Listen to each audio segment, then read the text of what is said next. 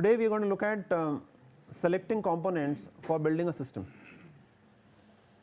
So to be able to build a system, one of the most important parts is the compressor, and we have looked at different types of compressors. Just for you to refresh yourselves, we had reciprocating compressor, we had rotary compressors, we have scroll compressors, screw compressors, centrifugal compressors, a whole lot of them. The question is, how do we select the right compressor for a particular application? And for that we will try and get a little deeper into the systems today. Now the question comes, how do we select the compressor?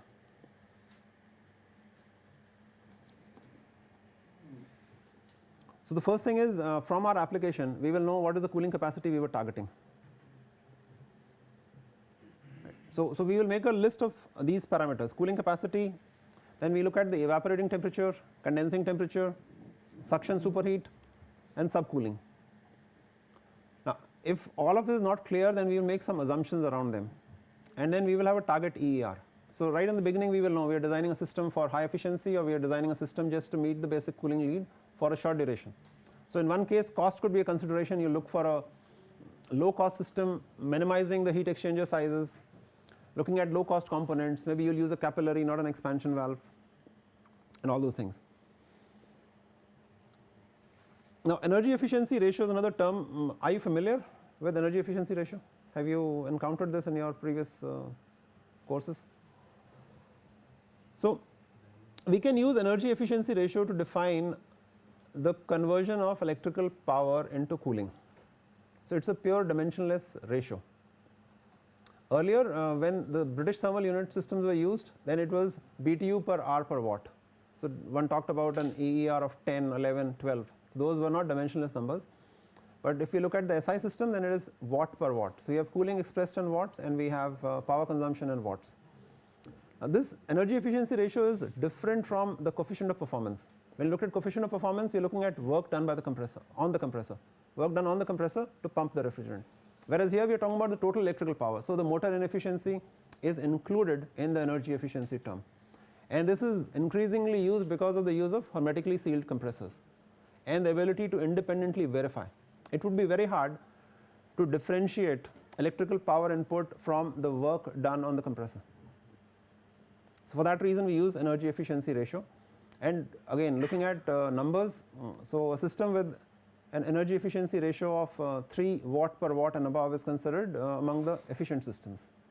Until about 5-6 years ago, common conventional residential air conditioners available in India had energy efficiency ratios in the region of 2.1 to 2.3.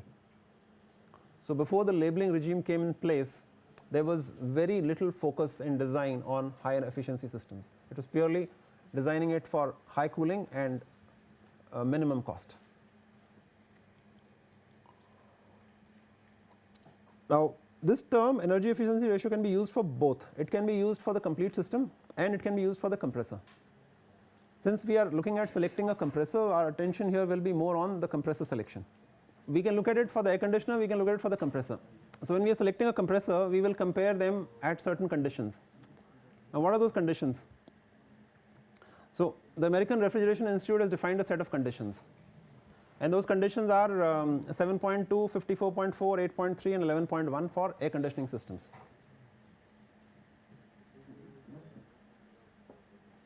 So the chart we were looking at earlier, I have just put those numbers there, and the vertical axis, the y-axis is pressure again.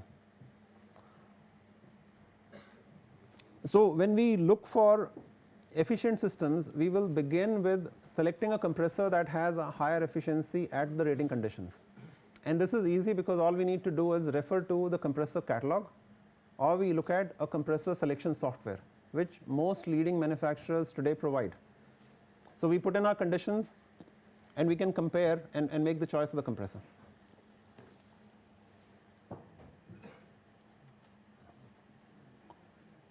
We have looked at these already: condenser design, evaporator design, subcooling and superheat having an influence on the energy efficiency ratio.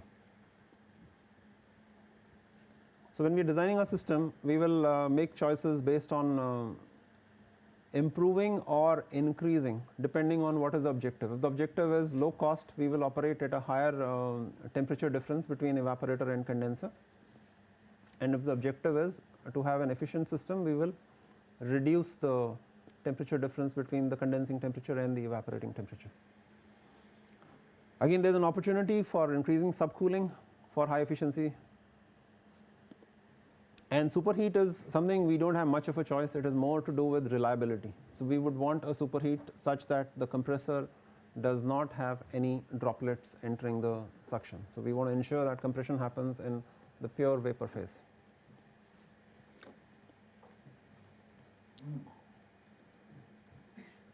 Now, when we are looking at compressor energy efficiency ratio and system energy efficiency ratio, these are some of the factors that will cause the difference between the two.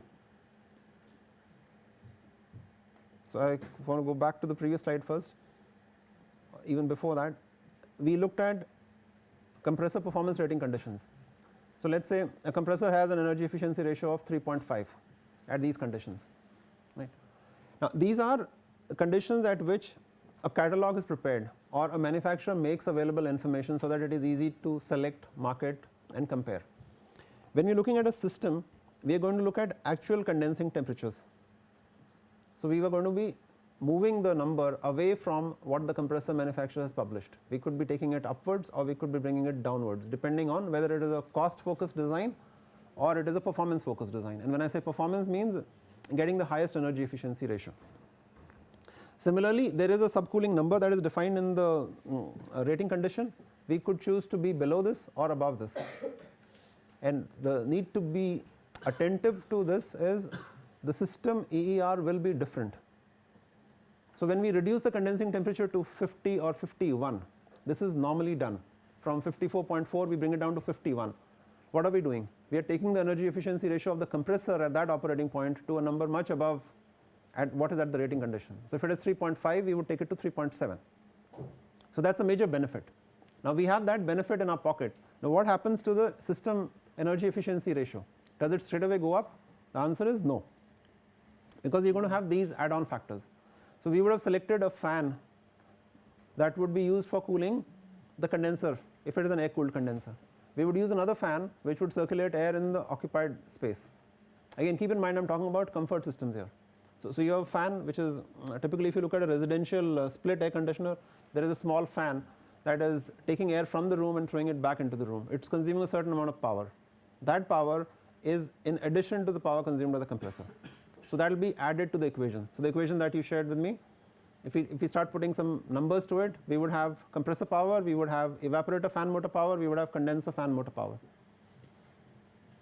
And then there would be some parasitic power, which would be used for maybe the thermostat if it is an electronic thermostat, and if there is a signaling system that is in place, we are going to be moving things like say taking a HP value or monitoring the discharge gas temperature. So, all that which is there is going to lead to some parasitic power. All that put together will lower the system EER below what was available to us from the compressor at the operating condition that we selected. Okay, now, other than this, there would be some other criteria we would use for compressor selection. So, today there is a lot of emphasis on ozone friendly refrigerants, and there have been worldwide regulations that have led to agreements worldwide to move away from ozone depleting substances. So, that becomes one criteria for selecting the refrigerant. And then there is another criteria which is global warming. So, there is increasing concern about the global warming potential of refrigerants, and for that reason there is a move away from some refrigerants. So, all this is happening. We need to make a conscious choice. Today, if you were designing a new system in India for air conditioning, you would not do it with R22, because R22 is one of the controlled substances that has to be phased out. So, that would govern our choice of refrigerant. So, we would look at 410A, which is another refrigerant which has no ozone depleting potential, but it has a global warming potential, and there is work in progress to identify what could be replacing R410A.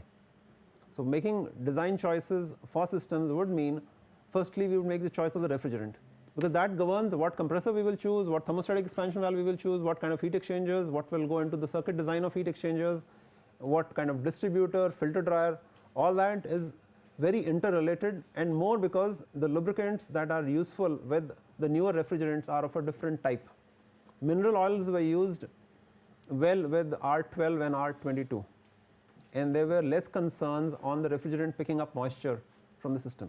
But now what's happening is the newer synthetic lubricants which are needed with R410A and R134A are very hygroscopic. So short exposure to the environment leads to the lubricant losing its property and creating problems in performance. The next part would be input power. If you are looking at a residence, low power, we look at single phase, and then depending on country, here we would look at 230 volt, 50 hertz. Here in Saudi Arabia, look at different voltage based on the local grid there, and accordingly you will make your selection of the compressor. The choice between single phase and 3-phase system is dependent on size. So we prefer 3-phase compressor motors when we are looking at capacities 5 ton and above.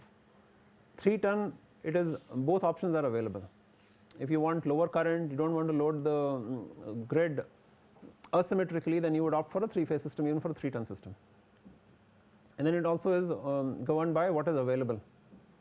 So a lot of newer systems, even though having cooling capacities of 6 tons and above, are running on single phase, just because they are targeted for residences where we cannot guarantee 3-phase power supply availability. So that becomes another selection criteria. Now, how many of you are familiar? I have been using this term ton as if all of you know what 1 ton of air conditioning is. So are you aware of what 1 ton of air conditioning is, or how is it defined? Anyone? What is 1 ton of air conditioning? It's a unit defining cooling.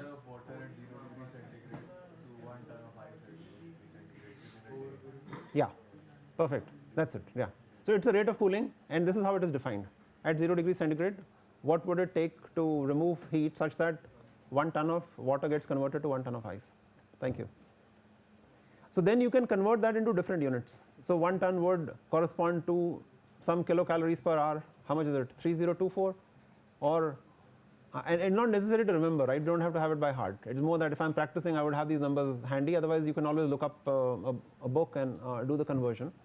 But 3.5 kilowatt is a good number to remember, is 1 ton of air conditioning. So if you're looking at SI systems, that's how. Or 1.5 ton, what is prevalent as a popular model today, 5.2 kilowatt is what it would come to, rounded off and approximate. Then we would also look at the maximum ambient air temperature in which this compressor must operate, and you would wonder why. Because the compressor motor needs some cooling. So part of the cooling is by the refrigerant, some part of the cooling is by loss of heat to the outside air. So depending on what compressor we are picking up, if there is a requirement of external cooling, then we need to be sure what environment will be around the compressor. So it's one of the variables that we will pick up in our requirement definition. Then we normally target performance at a fixed rating point. For air conditioners, we would target 35 degrees outdoor air temperature, 27 degrees dry bulb and 19 degrees wet bulb indoor air temperature. This is defined in the Indian standard, and then it allows a very easy way of comparing systems. So we can quickly get to what will be the corresponding condensing and evaporating temperatures for compressor selection, but that becomes the performance rating point of the appliance. We also need to be aware of the range of operation. Between what limits will the evaporating temperature vary during the course of operation? So we could look at something to predict what would be the highest ambient, and the highest ambient could also determine what would be the highest condensing temperature that we would need to consider.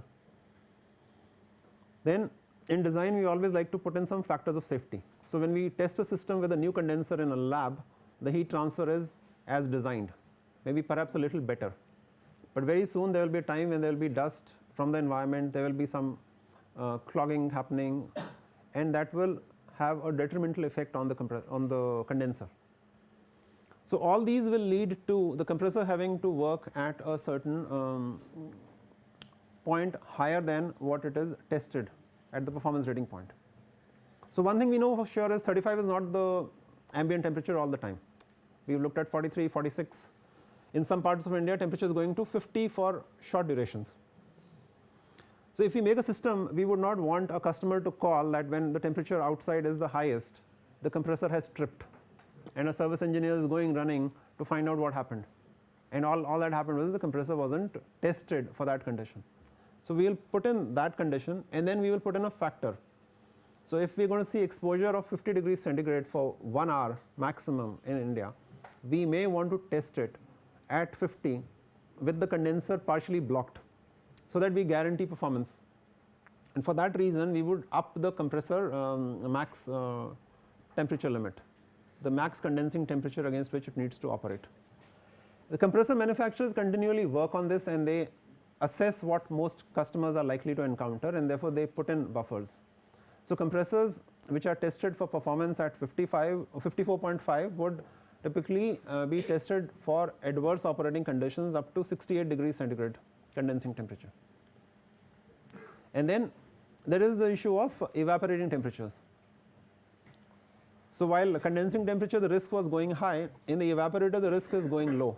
We need to have a continuous supply of heat for the evaporating temperature to remain at the design point.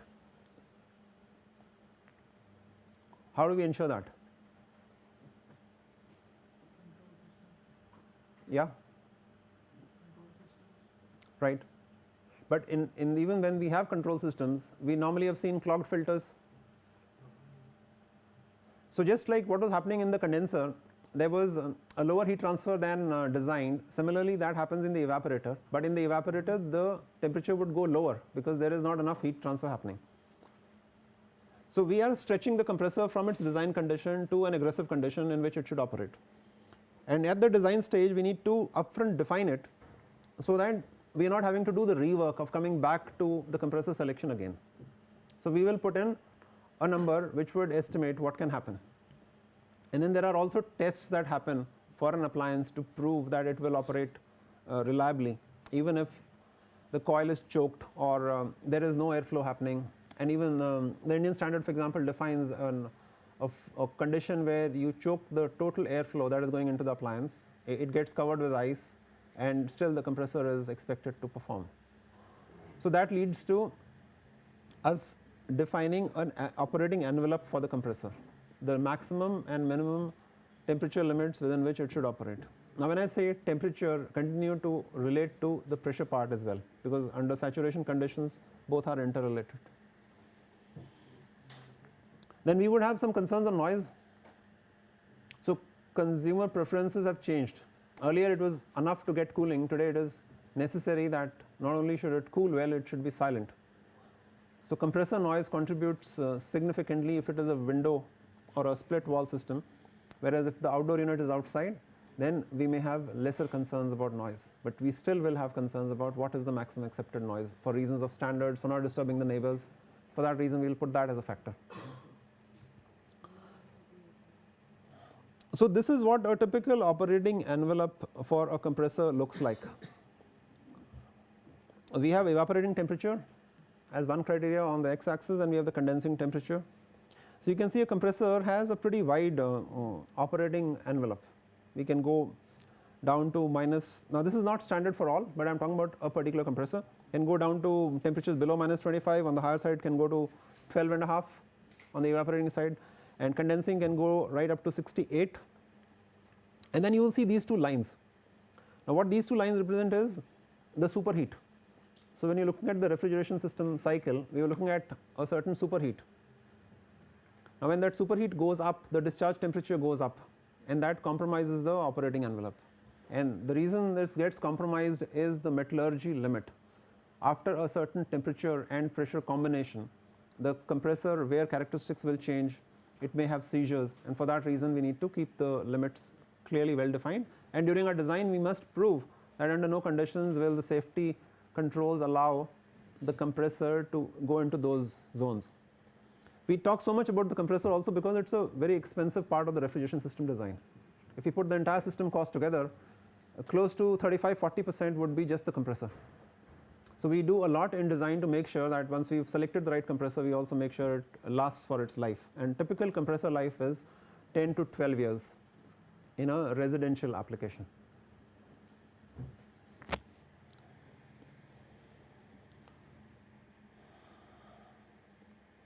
So now we come back to the refrigeration cycle to have a look at one other component. This 2 to 3 is what happens in the condenser, right. This would vary.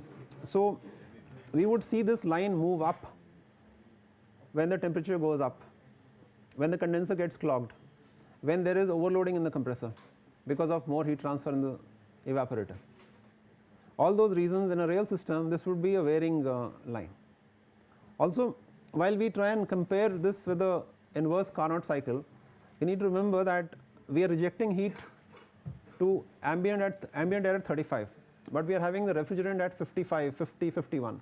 So that is a big inefficiency we are introducing versus the irreversible inverse Carnot cycle. So the opportunity that I discussed during my first lecture of having room for improving energy efficiency of systems lies in that there is a big gap between what the inverse Carnot cycle efficiency is and what real systems are at. So the more we approach those conditions, the higher efficiency systems we can target.